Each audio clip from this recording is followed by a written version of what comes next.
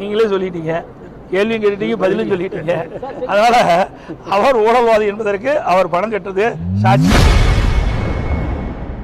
தவிக தலைவர் விஜய் ஒரு ஊழல்வாதி என அதிமுக பொதுச் செயலாளர் எடப்பாடி பழனிசாமி கடுமையாக விமர்சனம் செய்துள்ளார்.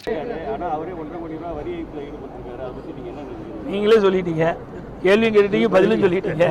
அதனால அவர் ஊழல்வாதி என்பதற்கு அவர் பணம் கட்டுறது சாட்சி. நீங்க நீதிமன்றமே தீர்ப்பு கொடுத்துடுது. சார், அவர் எங்கே வெளியில் வந்திருக்காரு? ஏதோ ஒரு கட்சி ஆரம்பித்தார், அவ்வளவுதான். ஒரு சம்பவம் நடந்து போச்சு, நடக்க முடியாத ஒரு சம்பவம் நடந்து போச்சு. அந்த சம்பவத்திலிருந்து 72 நாட்கள் வீட்டை விட்டே வரல. இது வரைக்கும் எத்தனையோ கட்சி தலைவர் இருக்கிறாங்க. ஆனால் ஒரு சம்பவம் நடைபெற்ற பிறகு அதை துணிந்து நின்று அதற்குண்டான தீர்வு காணுவதான் ஒரு அரசியல் கட்சியுடைய தலைவருடைய கடமையாக இருக்கும். ஆனால் கட்சி ஆரம்பிச்சுட்டு ஒரு துயரமான சம்பவம் ஏற்பட்ட உடனே 72 நாட்கள் வெளியிலே வரல. ஆஃபீஸை மூடிட்டாங்க 5 நாள். யாருமே கிடையாது.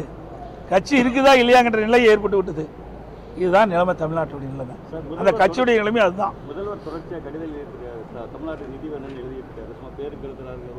பேருக்கு எழுதுதாங்க. ஏங்க, நான் தான் ஏற்கனவே சொல்லிட்டேன், 15 ஆண்டு காலம் மத்தியில் ஆட்சி அதிகாரத்தில் இருந்த ஒரே கட்சி.